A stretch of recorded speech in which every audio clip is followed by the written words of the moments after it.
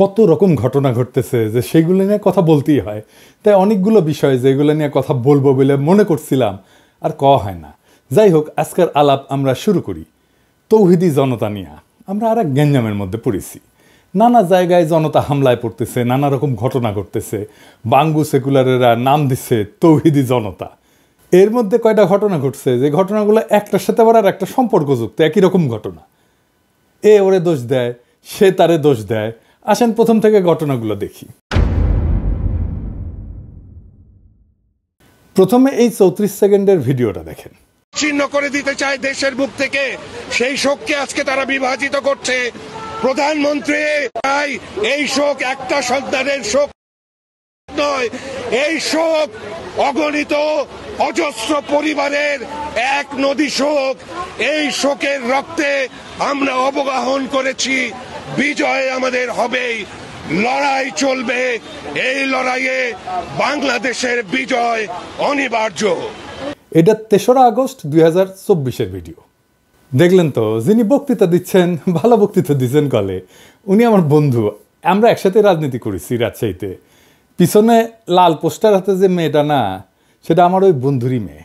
এই লাল পোস্টারটা হাতে নিয়ে দাঁড়ানোর আগে আমাকে সেটা পাঠিয়েছিল ওই মেয়েটা। আমি ওটা ফেসবুকে শেয়ারও করেছিলাম। সেই মেয়েটা হইতেছে মোহাম্মদপুরের সেই সিগারেট কাণ্ডের একজন ভিকটিম মেয়ে। ঘটনা কি ঘটেছে আপনারা জানেন। এর দুটো মেয়ে বিড়ি খেতেছিল। তো অনেকে বলছে এটা রোজার দিনে। জি না, এটা রোজার দিনে না, এটা 1 মার্চের ঘটনা। এইখানে দুইজন ওই লালমাটিয়া মাঠের কাছে একটা টঙের দোকানে চা আর সিগারেট খাইতেছিল। ওই সময় রাস্তার উল্টা পাশ দিয়ে একজন বুড়া বয়স্ক লোক রিঙ্কু, যেটা চায়ের দোকানের দোকানদারকে চিল্লাই বলে, এরা এখানে বসা কেন, এই চেয়ারগুলো সরা, এবং আজে বাজে কথা বলা শুরু করে। প্রথম দিকে এড়ায় যায় মেয়েগুলা। এইসব বলতে বলতেই এই মেয়েগুলোকে একা পেয়ে ওই লোক সরাও হয়, আর এক পাশ থেকে তেরা আসে। তো মেয়েগুলোকে বলে এখান থেকে উঠে যাও। তো বলে আমরা কেন উঠে যাব? তখন এই রিঙ্কু এই একটা মেয়েকে বেশ্যা বলে ডাক দেয়, বলে তুই তো বেশ্যা, তুই বেশ্যাগিরি করতে আসছস। এইভাবে গালিগালাজ করতে থাকে। বলছে তোরা গাঁজা খাস, এখানে গাঁজা খাচ্ছিস। আর অন্যদেরকে উস্কানোর জন্য বলে এদের সিগারেট খেতে মানা করছি, তারপরে গাঞ্জা খাওয়া ধরিছে। তো এই সমস্ত বেশ্যা টেশ্যা শুনে ওই একটা মেয়ে তার হাতে থাকা চায়ের কাপ থেকে অল্প চা ছিল, সেটা ওই লোকের দিকে ছুঁড়ে মারছে। আর সাথে সাথে ওই মেয়েটার চুল ধইরা মাথায় বাড়ি দেওয়া শুরু করছে, ওই মেয়েটারা মারা শুরু করছে। চশমা টশমা ফেলে দিছে এবং কেটে কুটে গেছে। যাই হোক, এইটা নিয়ে আর বিস্তারিত না যাই, খুব বাজেভাবে এই মেয়ে দুটো এটা মারছে। দেখেন, আপনি ভিডিওটা দেখেন।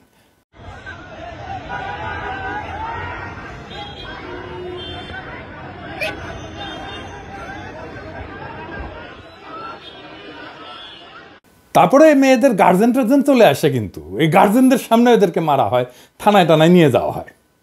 এবং থানার মধ্যে ঢুকিয়া আবার থ্রেট দেয় যে জেলের ভাত খাওয়াবে। 3-4 ঘন্টা থানার মধ্যে কিন্তু ওরা আটকা ছিল। এবং আপনারা দেখছেন ভিডিওতে মেয়েগুলোকে খুব জঘন্যভাবে পিটানো হয়েছে। শুরুটা করছে এই রিঙ্কু নামের লোকটা। রিঙ্কু কে? সে আগে জাহাঙ্গীর কবির নানকের লেসপেন্সার ছিল। এখন একটা দল করে, আর নাম কইলাম না আর কি সেই দলের। আচ্ছা ধরেন, মেয়ে দুইটা খুবই খারাপ কাজ করেছে, সিগারেট খেয়েছে। তো রিঙ্কু তো বুড়া বেডা, বাল পাইকা তো তালতলায় গেছে। ওই মেয়ে দুটা তো তার মেয়ের বয়সী। ধরলাম তার শাসন করার অধিকার আছে। শাসন কি বেশ্যা বলে করা যায়? আপনার মেয়েরে কেউ বেশ্যা বললে আপনি ছেড়ে দিবেন, মেনে নিতেন? আচ্ছা বলেন, আমাদের সমাজে তো আমরা নৈতিকতা শিখি কোথায়? বাসায় শিখি অবশ্যই। কিন্তু সমাজের মুরব্বী যারা আছেন, ধরেন মসজিদের ইমাম, মুয়াজ্জিন, মাদ্রাসার শিক্ষক, বা ধরেন পাশের বাড়ির চাচা, মামা, খালা, ফুপা, এরাই তো আমাদের শাসন করেন, তাই না? আমাদের দেখে রাখেন পাড়া মহল্লায়। ওনারা তো শাসন করে, কোনো দিন কখনো কাউকে বেশ্যা বইলা শাসন করছে? করে নাই। আপনি চিন্তা করেন, আপনি যদি সম্মানের মুরব্বী হন, তাহলে মসজিদে তো আপনারা দেখলেই সিগারেট লুকাবে। তারপরে যদি শাসন করতে হয়, তাহলে তো তার সিস্টেম আছে, তাই না? পবিত্র কোরআনে বলছে যে আপনার প্রতিপালকের পথে আহ্বান করেন প্রজ্ঞা এবং সদুপদেশ দিয়ে, এবং তাদের সাথে উত্তম পন্থায় বিতর্ক করেন। জোর কইরা না, বরং ভিন্ন মতের সাথে ডিল করতে বলা হয়েছে 3 ভাবে। 1 নম্বর হইতেছে হিকমা বা প্রজ্ঞা দিয়া, 2 নম্বর হইতেছে মওয়াইজা বা উপদেশ দিয়া, 3 নম্বর হইতেছে জিদাল বা সুন্দর পদ্ধতিতে বিতর্ক কইরা। এটা নির্দেশ দেওয়া হয়েছে পবিত্র ধর্মগ্রন্থে। তো এই রিঙ্কু কোন আলেম আসছে যে সিগারেট খাইতে দেখে চান্দি গরম হয়েছে? এর কি শাসন করার অধিকার আছে? আপনি বেশ্যা বললে পিটাইলে ও সিগারেট খাওয়া বন্ধ করবে? করবে না তো, বেশি বেশি খাবে, জেদ কইরা খাবে। ওই মেয়ে দুটো তো দেশে থাকবে না, বিদেশ চলে যাবে। আর ওই যে রিঙ্কু তৌহিদি জনতার নামে মারিছিল, এরা জীবনে এটা ভুলবে না এই মেয়েগুলা। আমরা মাঝে মাঝে বলি যে মানুষের মধ্যে এই যে ইসলাম বিদ্বেষ কেন, অবাক হই। এমনকি মুসলমান সম্প্রদায়ের মধ্যে কেন এই ইসলাম বিদ্বেষ আছে না? অনেক মুসলমান সম্প্রদায়ের লোক আছে না যারা ইসলাম বিদ্বেষী। এই যে রিঙ্কু এই ঘটনা ঘটাইছে, এটা থেকে খুব বড় সম্ভাবনা আছে যে এদের মধ্যে, এই মেয়ে দুইটার মধ্যে ডিপ ইসলামোফোবিয়া জন্ম নেবে। তো এই রিঙ্কু কি ইসলামের ভালো করলো, সেবা করলো না ক্ষতি করলো? এবার আসেন ঢাকা বিশ্ববিদ্যালয়ের আর এক শাহবাগের অন্যাকাণ্ড নিয়ে কথা বলি। আগে শুনেন ওই যে ছেলেটা যে ওড়না ঠিক করতে বলছে, কি বলে বলছে সেটা ওর মুখ থেকেই শুনেন। মাই লাইফ মাই রুলস, আমার পোশাক যেমন পরবো এটা আমার ইচ্ছা। আমি আমার মানে ওনাটা এখানে ছিলাম, নামাই রাখেন আপু। আমি তো বলি না যে আপনার দুধটা কত বড়, আমরা তো এমন ভাবে কারো গালিটা বলি নাই। সে কি বলতেছে তার মুখে শুনলেন তো, দুগ্ধ বিশেষজ্ঞ। তুমি বাবা লাইব্রেরিতে কি করিচ্ছ? মিল্কভিটা কোম্পানির যাও, উঠে কাজ করো, যাও, দুধ বিশেষজ্ঞ। ও নিজে ফেসবুকে কি ফলো করে দেখেন, কারে কারে ফলো করে দেখেছেন? রোজা রমজানের দিন দেখানো একটু মুশকিলই, কিন্তু তাও দেখেন। এডিটর সাহেব দেখেছেন, ওর পছন্দ দেখেছেন? রোজা রমজানের দিন ক্যাঙ্কা করে আর দেখাই কি শেয়ার করেছে দেখেন। হ্যালো গার্লস, তোমরা যদি প্রেম করো, পাবজি লাভার দেখে প্রেম করবে, বিকজ তারা একটা গার্লফ্রেন্ডে ঠিক মতো হ্যান্ডেল করতে পারে না, আর 2-3টা no way, so they are 100% safe. PUBG lover is best as a person. একজন নারীর সাথে কেমনে কথা বলতে হয় সেটাই শিখেনি, কেমনে শিখবে? ও তো এগুলা দেখে ভিডিও। আমি ধরলাম যে তার লঘু পাপে গুরুদণ্ড দিছে, ধরেই নিলাম। কিন্তু ফেসবুকে মায়াগো পাশার ছবি দেখা ভাইটা রাস্তায় এসে দুধ বিশেষজ্ঞ হয়েছে, কোন আক্কেলে মৌলানা বেনে দিলেন ভাই। আব্বাসী হুজুর আমার অত্যন্ত পছন্দের একজন আলেম, উনার মতো একজন আলেমের কাছে যে উনারা নিয়ে গেলেন, আপনারা আব্বাসী হুজুরের সম্মানের বিষয়টা দেখবেন না? উনার কাছে আপনারা যারে তারে তো নিয়ে যেতে পারেন না। এই যে মালটা যাটা করবে এখন বা করিছে, সব আব্বাসী হুজুরের গায়ে লাগবে তো। আর এই ছেলের তো বেসিক এডুকেশনের সমস্যা আছে রে ভাই। এরকম দামড়া বয়সে মাদ্রাসা এডুকেটেড একজন কি এইভাবে কথা বলে? দুধ এইভাবে কথা বলে? ফেসবুকে সানি লিওনকে ফলো করে আর ওই পাসাল্লা মায়াসের ছবি ফলো করে না তো। তো তাহলে কারে আপনি হিরো বানাইলেন? যাই হোক, সমাধানের কথা বলি। এই যে শাহবাগে জড়ো হইলে সবাই, সে জায়গায় ইন্টারভেনশন করতে হইতো মুরব্বীদের। এখানে কোনো মুরব্বী নাই। ধর্মীয় ইস্যুগুলোকে রাজনীতি দিয়া, সমাজ দিয়া, আইন দিয়া, সোশ্যাল মিডিয়ার জাজমেন্ট দিয়া ডিল করতে যায় না। এটা করা যায় না, আমরা করতেও চাই না। এগুলো ধর্মীয় নেতাদের হাতে ছাইড়া দিতে হবে। এখন যদি বাবুনগরী সাহেব থাকতেন, উনি ইন্টারভেন করতে পারতেন, ওনাকে সবাই মানে। ঢাকায় কিন্তু মামুনুল হক সাহেব আছেন, ওনারাও তো ডাকা যাইত। আমার ধারণা উনি জানলে ইন্টারভেন করতেন। আমার অত্যন্ত পছন্দের একজন আলেম। আমি ঢাকার সকল আলেমকে অনুরোধ করবো, আপনারা নিজেরা একটু বসেন, নিজেরা আলাপ করেন, তারপরে আমাদেরকে পরামর্শ দেন যে আমাদের কেমনে চলা উচিত। প্রশাসনকে পরামর্শ দেন, জনগণকে বলেন এইসব ইস্যুতে কিভাবে ডিল করা যায়। আবার এরকম ইস্যু ঘটবে, আপনারা ইন্টারভেন করবেন মেহরবানি কইরা, এ আশা থাকলো। আপনারা বুঝতে পারতেছেন নিশ্চয়ই এটা একটা বড় প্ল্যান, আন্তর্জাতিকভাবে দেখাবে যে বাংলাদেশের নারীরা নিরাপদ না। আপনারাই তো মন্দির পাহারা দিচ্ছেন না 5ই আগস্টের পর? আপনাদের হাতে জাতি দায়িত্ব দিতে চায় নারীদের নিরাপত্তা নিশ্চিত করার। আপনারা ওয়াজে এই নারীদের নিরাপত্তার ইস্যুটা নিয়ে আসবেন, কথা বলবেন আপনাদের ওয়াজে। এইবার আসেন এই ইস্যুতে আর একটা আলোচনা আসছে, সেটা নিয়ে একটু আলাপ করি। এপির কদরুদ্দিন শিশির একটা পোস্ট দিছে, ভাইরাল হয়েছে ভালোই এই ইস্যু নিয়ে। শিশির আমার খুবই পছন্দের একজন সাংবাদিক, তাও কিঞ্চিত সমালোচনা করতেই হচ্ছে শিশিরের পোস্ট নিয়ে। শিশির 21-এর বইমেলা খেতে যে শতাব্দী ভবন দোকানের সামনে যে প্রতিবাদ, ওটারও শিশির মপ কইছে, কিন্তু আমাদের পোলাপানদের মারছে তো ভবতাই না। দেখেন, প্রথম আলো ডেইলি স্টারের সামনে জিয়াফতে ছিল এরকম 2 জন, গতকাল শাহবাগেও ছিল ওই যে এই পোলাডারে সারানোর জন্য আর কি। তো এই যে স্পেসিফিক 2 জনের কথা বলা হইতেছে, ওরা কি জিয়াফতে এসে সহিংসতা করেছে নাকি এমন কিছু করেছে যেটা অগ্রহণযোগ্য? তারা তো একটা শান্তিপূর্ণ কর্মসূচিতে এসে শান্তিপূর্ণভাবে অংশ নিয়েছে, সবাই অংশ নিতে পারে। আমরা কি তাদের বাইর করে দেবো? কখনোই না। জিয়াফত হইল একটা বিশাল সামাজিক আয়োজন, যেখানে শ্রেণী, ধর্ম, রাজনৈতিক পরিচয়ে ঊর্ধ্বে উঠা সবাইকে সমানভাবে আমন্ত্রণ জানান। এখানে বিএনপিরা আসছে, এখানে জামাত ইসলাম আসছে, এখানে জাতীয় নাগরিক কমিটির লোকজন আসছে। এই মিলন মেলা উপলক্ষে সৌহার্দ্য এবং সম্প্রীতির বন্ধনে আবদ্ধ হবে মানুষজন। আমরা তো হিন্দুদের জন্য খাসির আয়োজনও করছি জিয়াফতে। কিন্তু এখন ভাবেন, মানে আওয়ামী লীগ শাসন আমলে যে ওয়ার অন টেররে দাড়ি টুপি দেখলেই সন্ত্রাসী বলা হয়েছে, জঙ্গি বলা হয়েছে, সেই বিচার আমরা কি এই জিয়াফতে এসে করবো? তাহলে এটা ইনসাফ হলো? আমরা তো কোনো দল বা শক্তির অনুগত হইয়া বিপ্লব করিনি যে আমাদের আওয়ামী লীগ, ভারত বা পশ্চিমাদের পরিকল্পনা মাফিক তাদের তথাকথিত সন্ত্রাসের বিরুদ্ধে অনন্ত যুদ্ধের মধ্যে আমাদের থাকতেই হবে। আমাদের বিপ্লব অভ্যুত্থান ছিল অন্যায়ের বিরুদ্ধে প্রতিবাদ, এক নতুন সূর্যের অপেক্ষায় করা একটা সংগ্রাম। সেটা তো কখনোই অন্ধ প্রতিশোধের খেলায় পরিণত হওয়ার জন্য ছিল না। গতকাল শাহবাগের সবচেয়ে খারাপ কাজ যেটা হয়েছে তা হইতেছে ওই ছেলেটাকে হিরো বানায় দেওয়া হয়েছে, পাগড়ি টাগড়ি পরায়, ফুলের মালা টালা দেওয়া, এটা খুবই খারাপ এক্সাম্পল হয়েছে। এটা উৎসাহিত হয়ে সারা দেশে ফেসবুকে মাইয়াদের পাশা দেখা এই যে যৌন অবদমিত কিছু উচ্ছৃঙ্খল পোলা নারীদের উপরে এইভাবে চড়াও হইতে থাকবে। আমাদের সমাজ বাদ দেন, ইকোনমি থাকবে এরকম করলে, আমাদের গার্মেন্টস থাকবে, মেয়েরা যাইতে পারবে গার্মেন্টসে, কেমনি সামলাইবেন এসব? গতকাল শাহবাগ থানায় তো ধর্ম উপদেষ্টা যাওয়া উচিত ছিল এইসব ফয়সালার জন্য। সর্বজন সদ্য আলেমদের যায় বলতে হইতো যে হুজুর এসব দেখেন, আপনারা পরামর্শ দেন কি করা লাগবে, আপনারা মুরব্বী দেখেন, 3-4 জন মুরব্বী বিষয়টা সেটেল করে দিতে পারতেন ওইখানেই।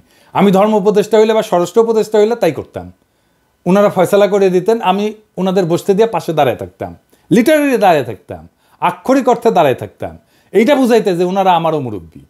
কিন্তু আমরা সেটা করবো না, ফেসবুকে লড়াই লাগাই দেবো, অযথা আমাদের শক্তি ক্ষয় করব।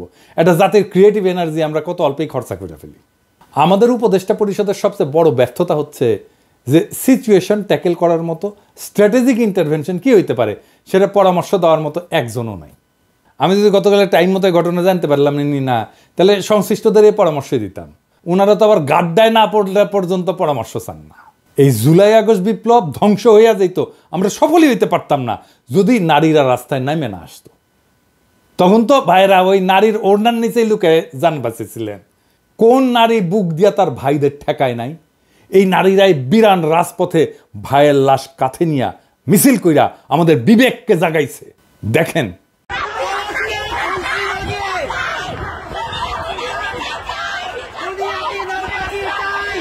আজ সেই নারী রাস্তায় বাইরে হইতে ভয় পায়। আমরা 7 মাসে বদলাই গেছি, আমরা পরাজিত হয়ে গেছি নাকি? নারীরা যেই দেশে অনিরাপদ, নারীরা যেই দেশে রাস্তায় নিগ্রহের আশঙ্কায় পথ চলে, সেই দেশে হাসিনা না থাকলেই কি অর্জিত হয়েছে? ওটা তো আর এক পরাধীন বাংলাদেশ। আপনারা কেমন ভাইরে ভাই, আপনাদের বোনদের মেয়েদের রক্ষা করতে পারতেছেন না? আজ থেকে শপথ নেন, কোনোভাবেই নারীদের অনিরাপদ ভাবতে দেবেন না বাংলাদেশের পথে। বাংলাদেশ ধ্বংস হয়ে যাবে, হাসিনারে চটকইরা ঢুকতে হবে না, এমনি ধ্বংস হয়ে যাবে এইসব চলতে থাকলে। বাংলাদেশ শেষ। আওয়ামী পান্ডা রিঙ্কুরা যারা মসজিদে ঢুকা মুসল্লি পিটাইতো, তারা এখন ইসলামের সেবক সেজা নারীদের হেনস্থা করতেছে। আর সারা দুনিয়া দেখবে আমাদের দেশের লোকেরা ইসলামের নামে নারীদের নিগ্রহ করতেছে। মাত্র কয়েকটা লোকের জন্য বিপ্লব আর স্বাধীন বাংলাদেশের স্বপ্ন আমাদের ধ্বংস হয়ে যাবে। ওইটা হাসিনা চট করে ঢুকে যাওয়ার চাইতেও খারাপ হবে।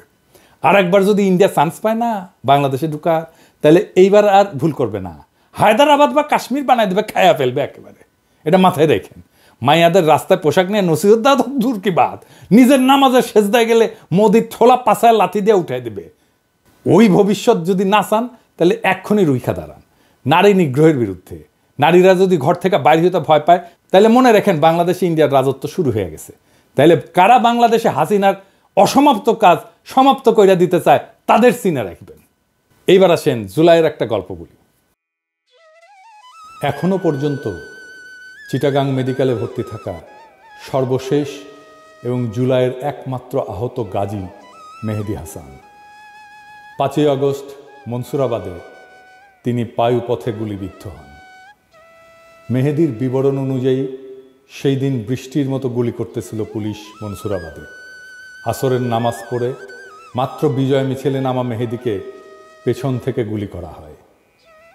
সেই যে 5ই আগস্ট মাগরিবের ওয়াক্তে তাকে নেওয়া হলো এই হাসপাতালে, আজকে পর্যন্ত ব্যথার যন্ত্রণায় তিনি কাতরাচ্ছেন। যে ভয়াবহ আঘাত মেহেদী পেয়েছে তা থেকে 7 মাসেও মুক্তি পাননি। গত কয়েক মাসের মধ্যে অপারেশন করা হয়েছে 5 বার। এই সংখ্যা সামনে আরও বাড়তে পারে। মেহেদীর পায়ুপথ গুলিবিদ্ধ হওয়ায় মলত্যাগের বিকল্প ব্যবস্থা করে দেওয়া হয়েছে নাভির নিচ দিয়ে কৃত্রিম ছিদ্র করে, যাতে শরীরের বর্জ্যগুলো মলাশয়ে না গিয়ে সরাসরি বের হয়ে যায়। কিন্তু বর্জ্যের জীবাণুর কারণে বারবার ইনফেকশন হওয়ায় বারবার অপারেশন করে সেই ছিদ্রকে স্থানান্তর করা হচ্ছে। তার শেষ অপারেশন হয়েছে 27শে ফেব্রুয়ারি। মেহেদী সারাদিনই প্রায় ব্যথায় কাতরাতে থাকেন। সেবার জন্য শিওরে দাঁড়ানো তার একমাত্র মা ছেলের মাথায় আর হাতে একটানা মালিশ করতে থাকেন।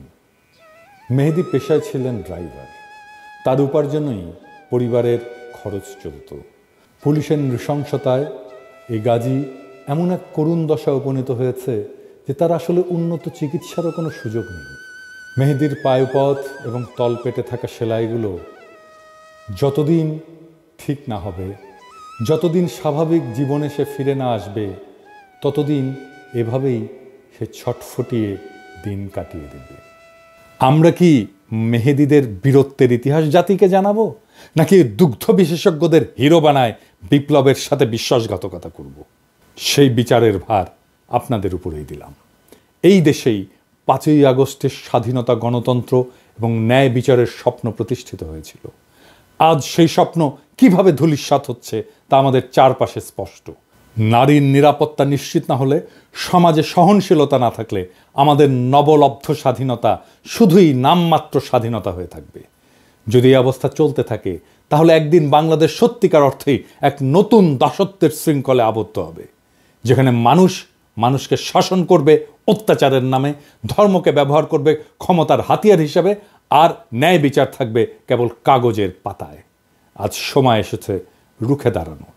নারীদের নিরাপত্তা নিশ্চিত করা, ন্যায় বিচার প্রতিষ্ঠা করা এবং ধর্মের নামে এই বাড়াবাড়িকে থামানো, এসবের জন্যেই সবাইকে এগিয়ে আসতে হবে, নয়তো ইতিহাস আমাদের ক্ষমা করবে না। ইনকিলাব জিন্দাবাদ।